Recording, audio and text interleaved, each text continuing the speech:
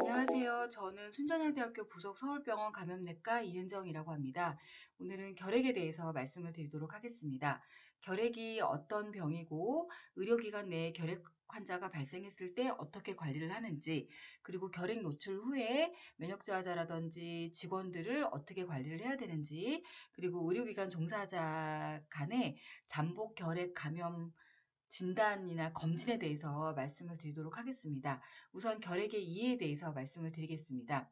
세계 결핵 현황을 보시면 2019년도 한 해 동안 전 세계적으로 1000만 명 결핵 환자가 발생을 하였고 142만 명이 결핵으로 사망을 하고 있습니다. 결핵 환자의 87%는 동남아시아에 있고 서태평양 그리고 아프리카 지역에서 주로 발생을 하는데요. 우리나라도 인터메디에이티드로 결핵이 발생하고 있어서 결핵이 상당히 많이 발생하는 것을 알 수가 있습니다. 그래서 우리나라 같은 경우는 OECD 국가 중에서 결핵 발생률 1위로 알려져 있고요.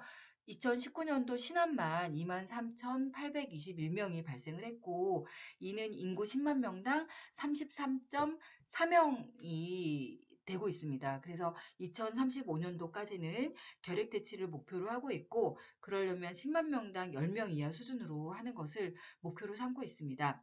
그래서 꾸준히 결핵 관리를 해오면서 2010년도 이후로 현재까지도 우리나라 결핵 환자가 많이 줄고 있습니다. 그런데 또 다른 문제가 많이 줄고 있지만 진단되는 환자의 상당수가 65세 이상 노인이라는 점이 문제가 있습니다. 그래서 노인분들에 있어서 결핵을 의심하고 진단을 하는 게 많이 중요하다고 할 수 있겠습니다. 그래서 우리나라는 이전부터 국가결핵 관리 사업을 하고 있었습니다. 그래서 가장 최초로 1962년도에 결핵에 대해서 관리 사업을 시작을 하게 됐고요. 1965년도에 첫 번째로 국가 전체에서 결핵 환자에 대해서 서베이를 했습니다. 그리고 1968년도부터 결핵 조절을 시작을 했고 2000년도부터 시스템을 잡았고 2001년도부터는 결핵 환자를 보고를 하게 해서 매년마다 얼마나 환자가 발생하는지를 봤었습니다. 그리고 2011년도부터는 결핵 PPM 사업이라고 해서 공공기관뿐만 아니라 일반 병원에서도 관리를 같이 서로 협업해서 할 수 있는 PPM 사업을 시작을 하게 되었습니다. 그래서 여러 병원들이 이 사업에 참여를 하게 되면서 각 병원에 PPM 간호사라고 해서 결핵 전담 간호사를 배정을 해서 이분들이 그 의료기관에서 환자가 발생을 하게 되면 환자가 병원에 잘 오시고 치료를 잘 받을 수 있도록 그렇게 도와주는 사업을 하고 있습니다. 그리고 이제 2013년도부터는 5년마다 결핵을 어떻게 조절을 할 것인지 계획을 세우고 있습니다. 그리고 2013년도부터는 접촉자 조사를 시작을 했습니다. 그래서 현재까지도 이런 사업들이 많이 이루어지고 있고 결핵을 줄이기 위해서 많은 노력을 하고 있습니다. 결핵은 공기맥의 전파여서 일단 노출이 되면은 전파가 아주 잘 되는데요. 전파가 잘 될 수 있는 요인은 환자가 결핵균을 많이 갖고 있는데 접촉자가 이 환자와 얼마나 밀접하게 접촉을 했는지, 얼마나 오랫동안 접촉을 했는지에 따라서 달라지게 됩니다. 그래서 결핵균은 1에서 5 마이크로 미만이기 때문에 아주 가볍기 때문에 공기 중에 떠다닐 수 있는 거고, 그래서 전파가 더 잘 돼서 공기맥의 전파라고 할 수 있겠습니다. 그래서 일단 건강한 사람이 결핵 환자와 밀접한 접촉을 했다고 해서 다 결핵에 이완되는 건 아니고요. 대개는 30% 이완이 되는 걸로 되어 있습니다. 그런데 결핵에 걸린다 하더라도 결핵을 모르고 지나가는 경우가 상당수가 있습니다. 그래서 평생 동안 모르고 지나갈 수가 있고요. 이 중에서 10%만 2년 후에 활동성 결핵으로 진행하는 경우가 5%, 2년 이내에 활동성 결핵으로 진행하는 경우가 5%라서 결핵에 접촉이 돼서 결핵에 걸린 환자들 중에서 10%만 활동성 결핵으로 진행을 하게 됩니다. 그런데 이 중에서 접촉한 환자가 면역 저하자인 경우에는 그 면역 저하가 어떤 거냐에 따라서 활동성 결핵으로 더 잘 진행을 하게 되겠습니다. 결핵 환자의 전염성을 결정하는 거는 환자가 얼마나 심하게 지금 앓고 있느냐는 건데, 그거를 우리가 보는 게 세 가지가 있습니다. 환자 증상이고요. 일단 환자가 기침이 심할수록, 호흡기 증상이 있을수록 전염성이 강하고, 엑스레이를 봤을 때 캐비티라고 그래서 이미 공동이 형성된 경우에는 환자가 균을 많이 갖고 있다고 할 수 있겠습니다. 그리고 결핵 검사를 했을 때, AFP 스테인을 했을 때 이미 염색만으로도 결핵균이 많이 보인다. 이럴 경우에는 환자가 균을 많이 갖고 있는 게 되기 때문에 전염이 아주 잘 된다고 볼 수 있겠습니다. 그렇지만 다행인 것은 환자가 항결핵제를 복용을 하게 되면은 전염력이 급속히 감소한다는 거에 있습니다. 따라서 얼마나 환자를 조기에 진단을 하고 빨리 결핵약을 복용을 하느냐가 아주 중요한 요소가 되겠습니다. 그래서 대개는 환자가 결핵약을 복용을 하고 2주 이상이 되면은 전파력이 많이 주는 걸로 되어 있고요. 그렇게 되고 환자가 증상이 소실되고, 그리고 2주 정도 됐을 때 환자의 가래를 가지고 AFP 스테인을 했을 때 음전이 되었을 때 우리가 전염성이 소실된다고 판단을 할 수가 있고, 이때는 환자를 격리 해제시킬 수가 있게 되는 겁니다. 그래서 결핵이 발병을 하고 나서 도말 검사에서 양성이 강하게 나타날수록 결핵 감염력이 있는데요.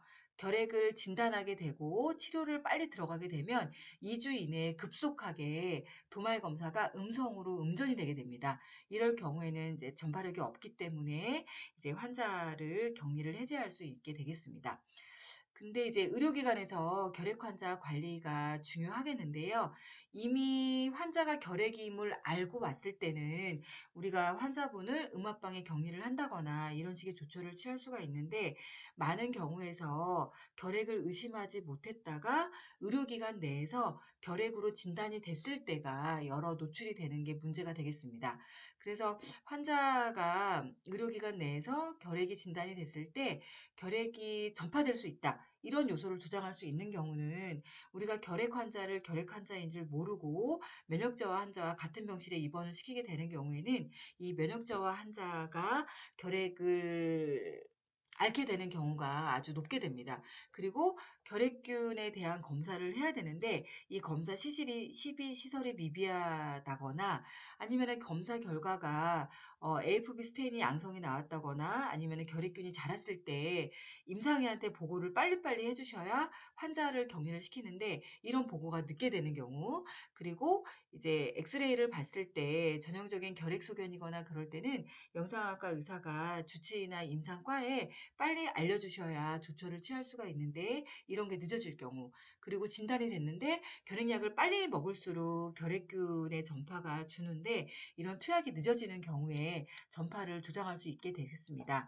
그리고 이제 병원마다 좀 시설이 있을 수도 있고 없을 수도 있는데, 음압시설이 없게 돼서 부득이하게 음압시설이 없는 1인실에 환자를 격리하게 될 경우에도 결핵균의 전파를 조장할 수 있는 요소가 되기 때문에 적절한 시설이 있는 게 중요하다고 하겠습니다.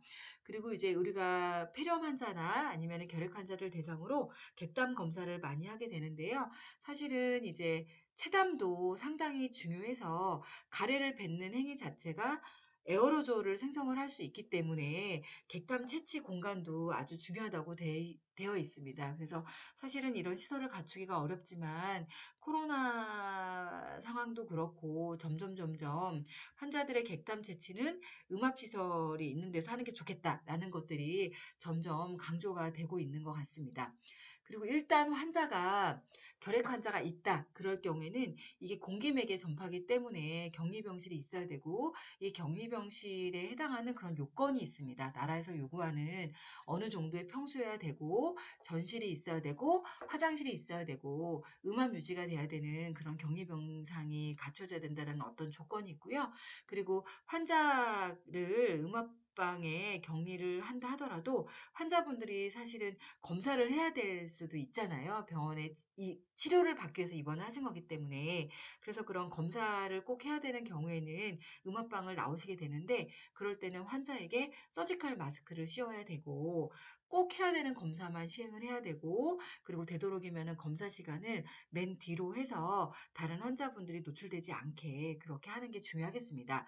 그리고 의료진들은 환자에게 의료 행위를 하기 위해서 환자 방에 들어가게 되는데 이럴 때는 N95 마스크를 쓰셔야 되는데요. 이 N95 마스크라는 거의 의미는 1에서 5 마이크로미터의 미세 입자를 95%를 막아준다라는 의미에서 N95 마스크라고 합니다. 근데 저희가 사실은 코로나 상황 때문에 의료기관의 어떤 정책에 따라 다르겠지만 대부분의 병원에서는 KF94나 KF80 이상으로 쓰기 때문에 사실은 KF94 같은 경우는 N95랑 거의 효과가 비슷하다고 볼 수가 있겠습니다.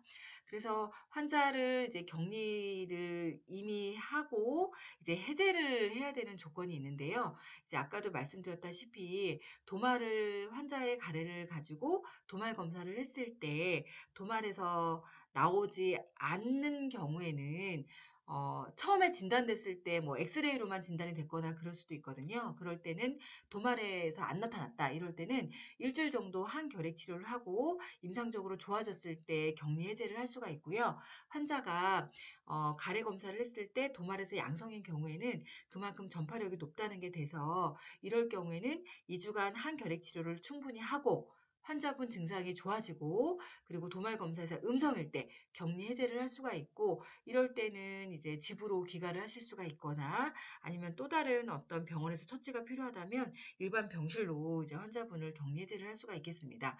그리고 재택 격리를 근데 이제 모든 환자분들이 결핵이 진단됐다고 해서 병원에 모셔야 되는 것만은 아닌데요. 그게 이제 병원 환경이 안 될 수도 있고 또 이제 환자분이 너무 안정적이면 사실은 병원에 꼭 계셔야 되는 이유는 없겠습니다. 그래서 아까 말씀드린 그런 결핵관리 전담 간호사, PPM 간호사가 연계가 돼서 외래에서 적절하게 결핵 치료가 가능하고 그다음에 환자의 집에 6세 미만의 소아라든지 아니면은 면역 저하 환자가 없어서 다른 가족들한테 어떤 전파의 찬스가 없다라고 판단이 됐고 그리고 환기가 사실은 제일 좋다고 하잖아요. 아무리 음압 기계가 없다 하더라도 자연 환기가 잘 되는 독립된 공간이 확보가 되면 환자분이 꼭 병원에 계셔야 되는 거는 아니라고 할 수 있겠습니다. 근데 그럼에도 불구하고 환자가 상태가 안 좋다거나 아니면 재택격리가 어렵다거나 아니면 다제내성이나 광범위 약제내성이 있는 경우에는 균이 음전될 때까지는 입원 격리를 고려해야 될 수도 있는 상황이 됩니다. 다음은 결핵 노출후 관리에 대해서 말씀드리겠습니다. 우리가 의료기관에서 결핵 노출은 상당히 흔합니다. 왜냐하면 결핵은 사실은 진단하기가 어렵습니다. 그래서 의사들 사이에서는 천의 얼굴이라고 하는데요. 전혀 결핵을 생각하지 않고 입원을 했는데 결핵이 진단되는 경우가 많고 또 이제 결핵이 도말에서는 안 보이는데 결핵균이 배양해서 양성이 되는 경우는 빠르면 3주에서 4주 그리고 길면은 2달까지 걸리기 때문에 결핵이라는 거를 늦게 진단되는 경우가 상당히 많습니다. 그래서 실제로 임상에서는 환자분이 기침 가래가 있어서 입원을 했고 엑스레이나 CT를 봤을 때 전형적인 결핵 소견이 아니고 그냥 폐 동양이었는데 나중에 보니까 환자 가래 검사를 했더니 결핵균이 양성되는 경우 이럴 경우가 있거든요. 그럴 경우에 환자가 입원 기간이 오래됐을 경우에는 사실은 한 달도 입원을 하시고 이럴 수가 있어서 그 사이에 다른 환자들이나 아니면은 우리 의료진들이나 병원 직원분들이 노출이 되게 되는 겁니다. 그래서 이런 거에 대한 보고는 굉장히 많은데요.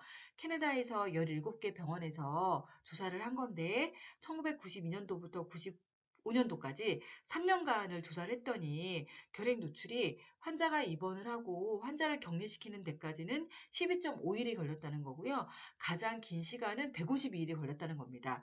그래서 얼마만큼 이 결핵을 알아보고 진단을 하는 게 어려운 건지를 알 수가 있고요. 입원 시에 45% 진단을 놓쳤다고 하고 이 중에서 53%는 스미어 포지티브였다고 합니다. 그런데 스미어가 포지티브라 하더라도 의사나 의료진들이 이런 결과를 늦게 본다거나 이런 문제가 있을 수 있습니다. 그래서 실제로 이제 순천향 병원 병원에서는 CVR이라고 해 가지고요. 우리가 환자분이 검사실에서 어떤 위중한 그런 소견이 있을 때 의료진한테 문자를 주는 겁니다. 문자로 CVR이라고 해서 알람을 줘서 뭐 환자분 포타슘이 2.0이다.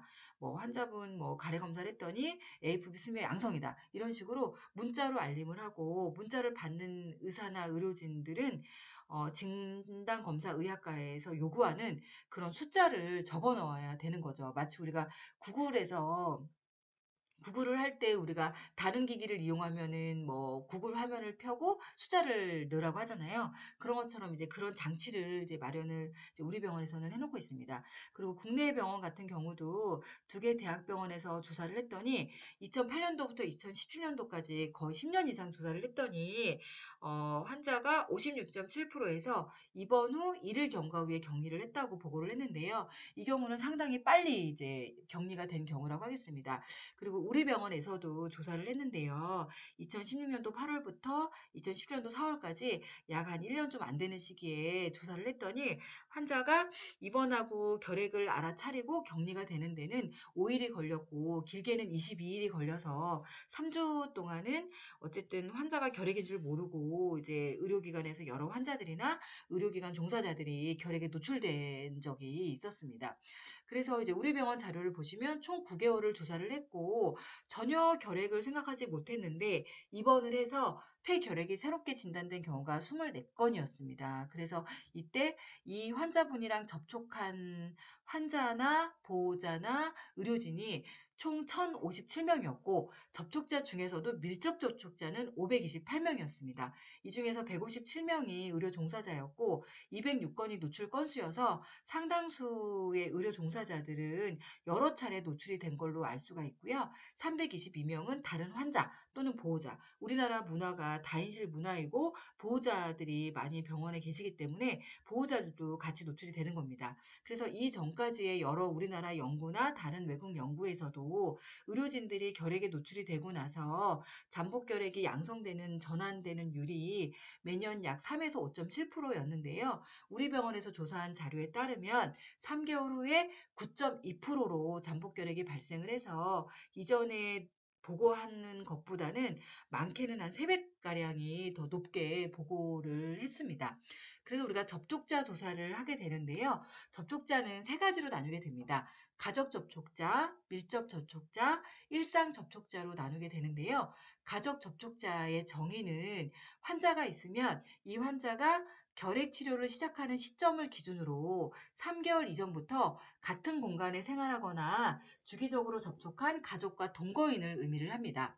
그리고 밀접 접촉자는 가족 정도까지는 아닌데 밀폐된 실내 공간을 같이 사용하면서 장시간 동안 직접 접촉력이 있는 접촉자를 의미를 합니다. 그래서 조건이 있는데요. 하루에 연속으로 또는 매일 8시간 이상 접촉을 한 경우, 또는 누적 기준으로 40시간 이상 접촉을 한 경우에는 밀접 접촉자라고 우리가 이야기를 합니다. 그리고 일상 접촉자는 우리가 뭐 지하철이나 이런 데서도 노출이 될 수가 있잖아요. 그래서 가족 접촉자나 밀접 접촉자가 아닌 경우에를 일상 접촉자로 우리가 정의를 내리고 있고요. 여기서 우리가 알아야 될 거는 밀접 접촉자를 알아야 됩니다. 우리가 모든 환자랑 가족이 아니기 때문에 이제 의료기관 내에서 접촉을 할 때 밀접 접촉자를 가리는 게 중요하고, 이 밀접 접촉자를 대상으로 우리가 여러 가지 검사라든지 인터벤션이 이루어지기 때문에 그렇습니다. 예를 들면 우리가 밀접 접촉자는요, 병원 같은 경우에는 같은 병실에 있는 환자나 보호자들, 그리고 사무실에 근무하신다 그러면 같은 사무실, 그다음에 학교다 그러면 같은 반이고요. 비행기에서는 같은 줄, 앞뒤 두 줄, 그리고 8시간 이상 비행을 했을 때 밀접 접촉이라고 합니다. 그리고 일상 접촉은 같은 병원에 입원을 하긴 했는데 인접 병실이라든지, 사무실 같은 경우는 인접 사무실, 그리고 학교 같은 경우는 학교 전체가 되겠고요. 비행기에서는 뭐 같은 비행기가 될 수 있겠습니다. 그래서 우리가 접촉자 조사 범위를 선정을 하는데, 또 아까 처음에 말씀드린 것처럼 환자가 증상이 있냐 없냐, 그리고 가래 검사를 했을 때 결핵균이 보이냐 안 보이냐, 그리고 흉부 액선 사진을 했을 때 결핵이 심하냐 안 심하냐에 따라서 전파력이 달라지기 때문에 환자가 증상이 심할수록 도말의 양성일수록 그다음에 엑스레이에서 공동이라든지 이런 게 있을수록 전파력이 높기 때문에 이런 경우에는 이거를 인지하는 그 순간부터 3개월 이전부터 조사를 하게 됩니다. 그런데 이런 것들이 다 없이 결핵이 진단됐다. 그럴 경우에는 우리가 진단된 어떤 기준에 의해서 진단을 했을 텐데 그런 진단하기 28일 시점부터 우리가 조사를 하게 됩니다.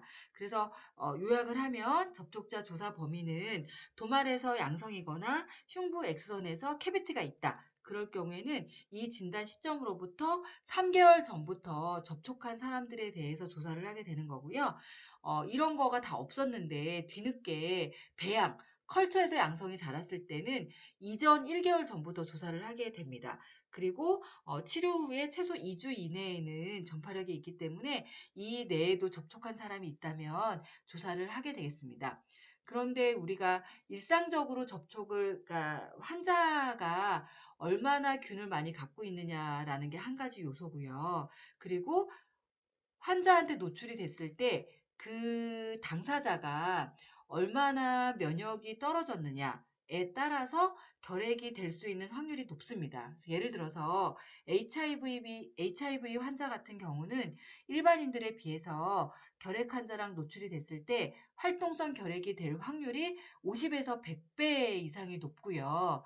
그리고 장기 이식 환자의 경우에는 높게는 74배가 되겠고요. 그다음에 TNF 알파 기량제를 복용하는 환자 같은 경우는 17배가 높다고 할 수 있겠습니다.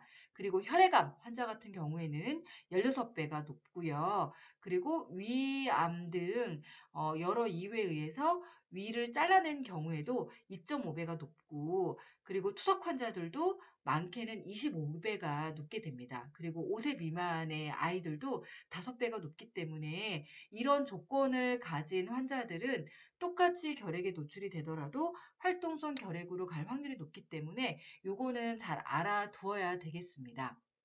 그래서 우리가 접촉자 조사는 요약을 하면은 가족 내 접촉자 조사는 필수적입니다. 왜냐면 가족이나 아니면은 같은 병실을 사용하게 됐을 경우에는 그만큼 환자랑 컨택이 많고 그만큼 결핵에 이완될 그럴 찬스가 높기 때문에 조사를 잘 해야 되고 그리고 환자의 상태 환자가 얼마나 전염력을 많이 갖고 있냐에 따라서 접촉자 조사 기간이 달라진다라는 거를 아셔야 되고요. 그리고 노출된 사람의 특성에 따라서 면역 저하자냐 5세 미만이냐인 경우에는 노출이 됐을 때 활동성 결핵으로 갈 확률이 높기 때문에 조금 더 엄격하게 조사를 해야 된다는 거고요. 정상 면역인 경우에는 밀접 접촉자 대상으로 조사를 하게 됩니다. 그리고 이제 이런 노출자들을 조사를 해서 관리를 하게 되는데요. 이 노출자들 대상으로 해서 우리가 노출이 됐을 당시에 어떤 엑스레이라든지 아니면은 잠복결핵 검사를 하게 되고 이분들을 3개월 뒤까지 추적을 해서 변동이 있는지 없는지를 보는데요. 그랬을 때 우리가 검사 결과가 어떻게 나오냐에 따라서 처치가 달라지게 되는데요. 면역 저하자냐, 면역 저하자가 아니냐에 따라 달라지게 됩니다.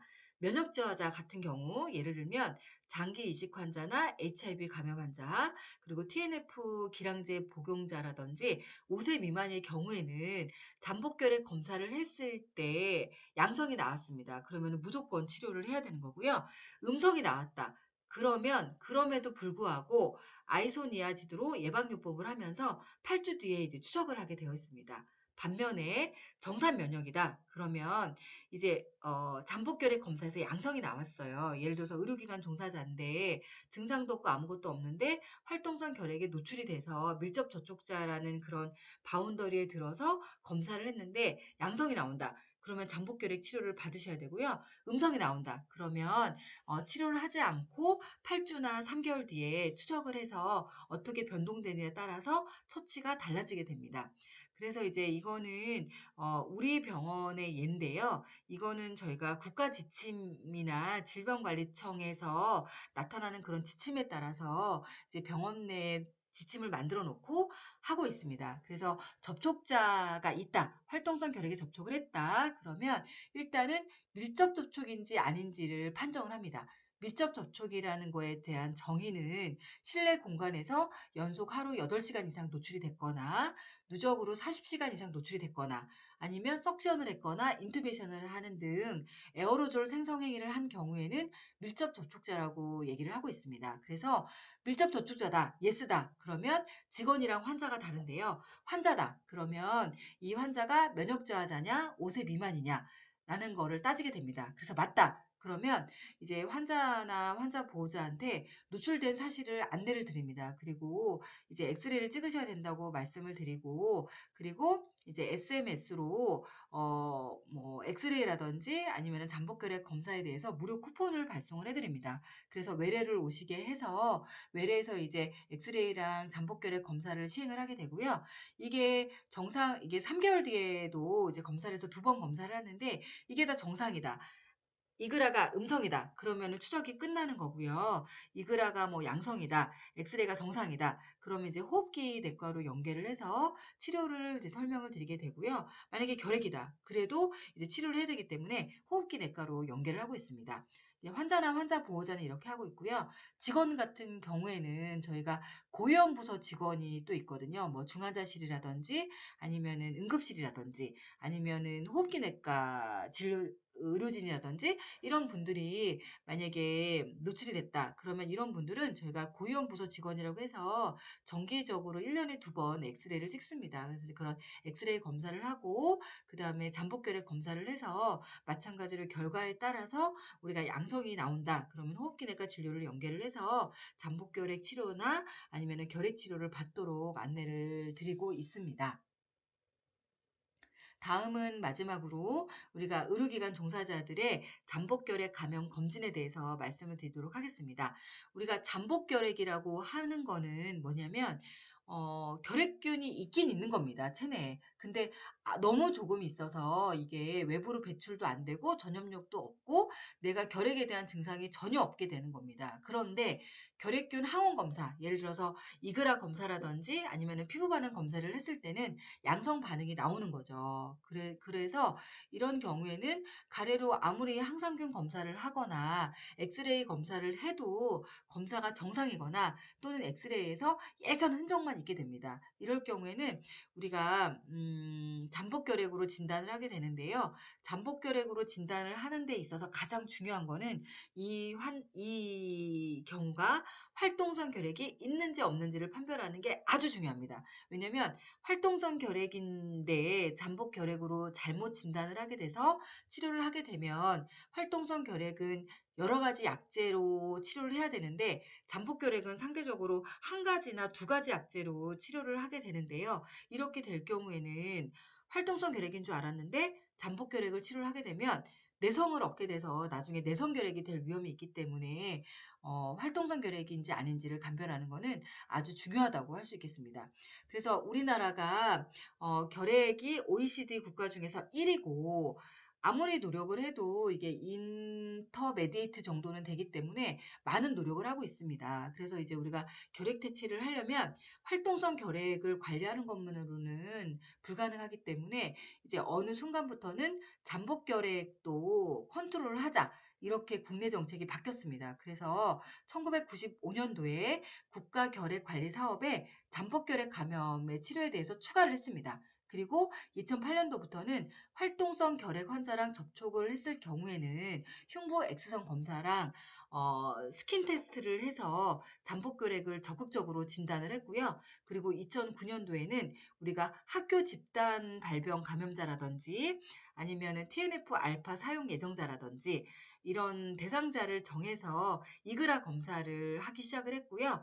그리고 2017년도 결핵 안심국가 사업을 하면서 교도소라든지 이런 어떤 우리 의료기관이라든지 아니면은 산후조리원, 어린이집 이제 이런 데를 집단시설 종사자라고 정의를 하고 이들을 대상으로 우리가 잠복결핵 검진을 하게 되고 잠복결핵이 진단이 되면은 치료를 적극적으로 추천을 했습니다.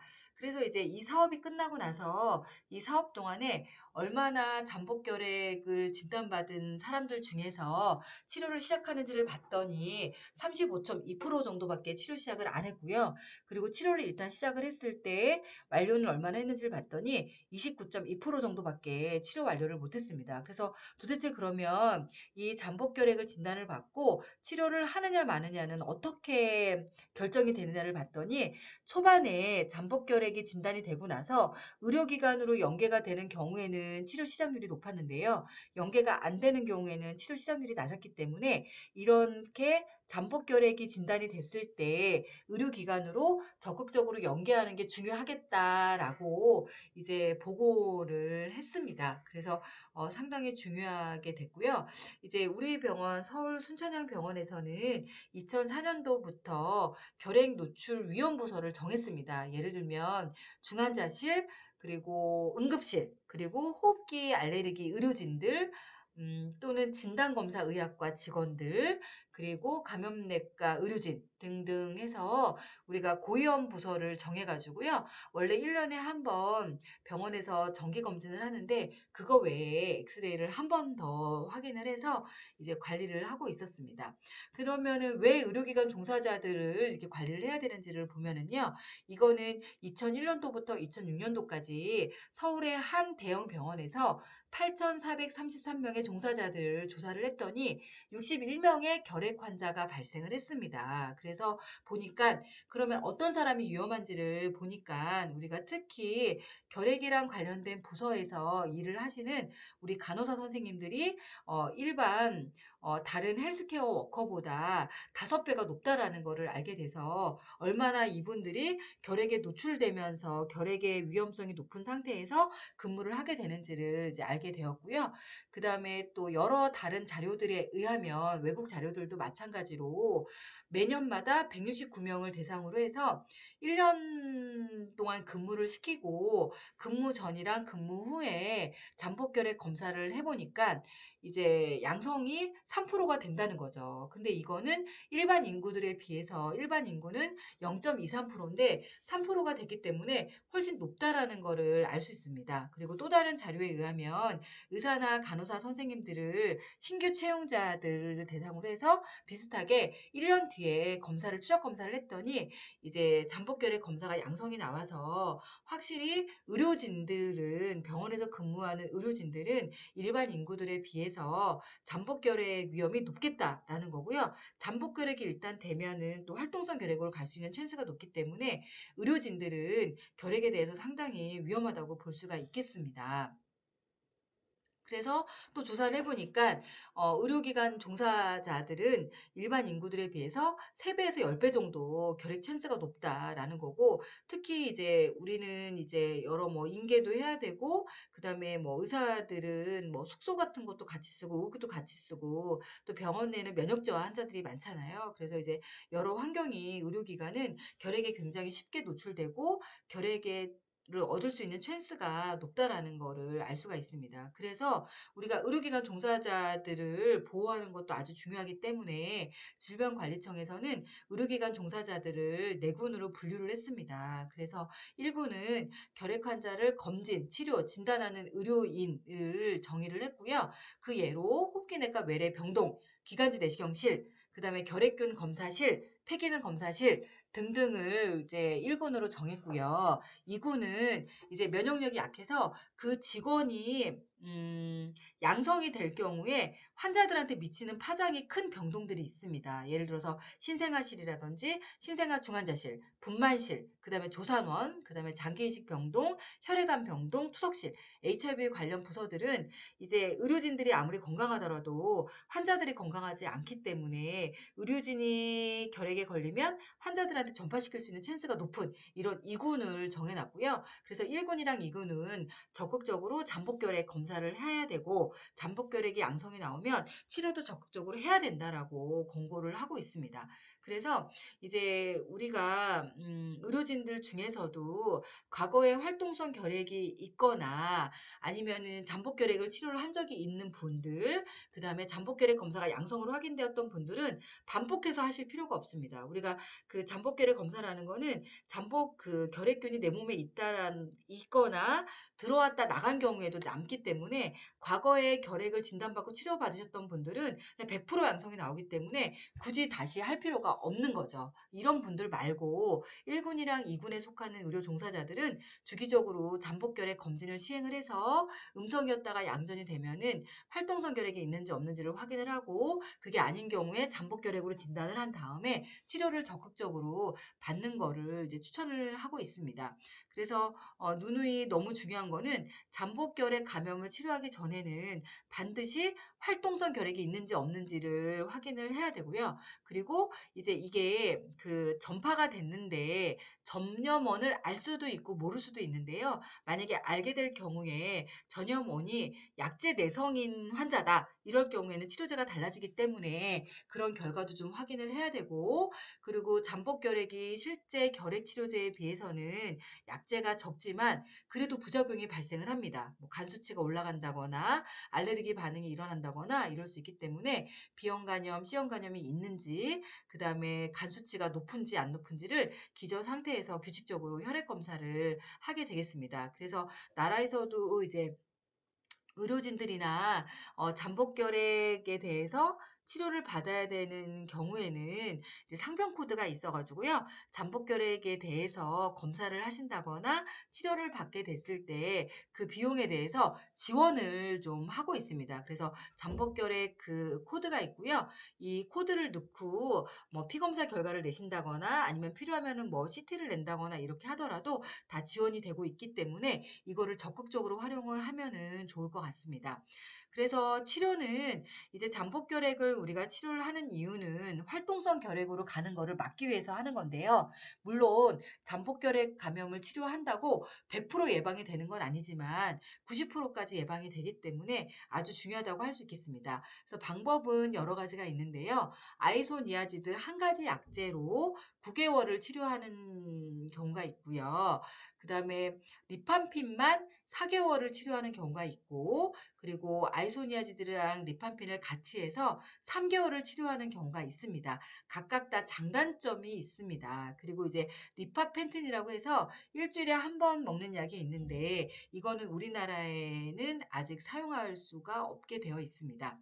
그래서 이제 우리 병원에서도 이제 순천향 서울병원에서도 이제 전체 의료진들을 대상으로 직원들을 대상으로 1,538명을 대상으로 예전에 결핵 치료를 받았다거나 잠복결핵 치료를 받았다거나 이런 환자분들을 다 제외하고 잠복결핵 검사를 1,379명을 했습니다. 했더니 13.6%가 잠복결핵에 양성이 나왔습니다. 양성이 나와서 이분들을 다 일일이 면담을 해서 잠복결핵 치료에 대해서 설득을 했는데 이 중에서 73.3%가 잠복결핵 치료를 하셨습니다. 그래서 호흡기내과 의사가 직원들 각각이랑 면담을 한 다음에 약제를 선택을 했고요. 그래서 쭉 봤더니 치료 완료율은 97.8%였습니다. 그리고 약제 그 치료 완료율을 어떤 약이 더 유리했는지를 봤더니 짧게 할수록 의료진들의 수능도가 높았습니다. 그래서 3개월 약을 먹는 군에서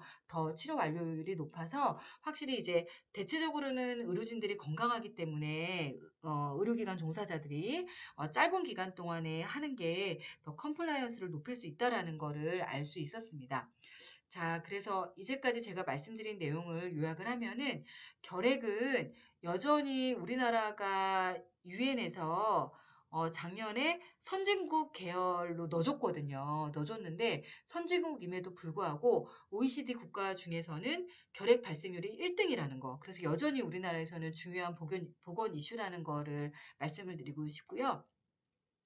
결핵은 공기맥에 전파하기 때문에 전파력이 아주 높다라는 거고 의료기관 내에서 우연하게 환자가 발견이 됐을 때는 빨리 격리를 시켜야 되고 치료가 빨리 들어가야 되는 게 중요하다는 것을 말씀드리고 싶고요. 이거는 의료진들이 주치 혼자만 조기 진단을 할 수가 있는 게 아니고 의심을 해야 되고 의료진들이 동시에 의심을 해야 되고 어떤 양성 결과가 나왔을 때 빨리빨리 의료진들이 알아차릴 수 있게 도와주는 것도 굉장히 중요하다고 생각을 합니다. 그리고 결핵은 흔하기 때문에 의료기관 내에서 이런 환자분이 발생을 했을 때 격리할 수 있는 그런 여건을 만들어 놓는 게 중요하다고 하겠습니다.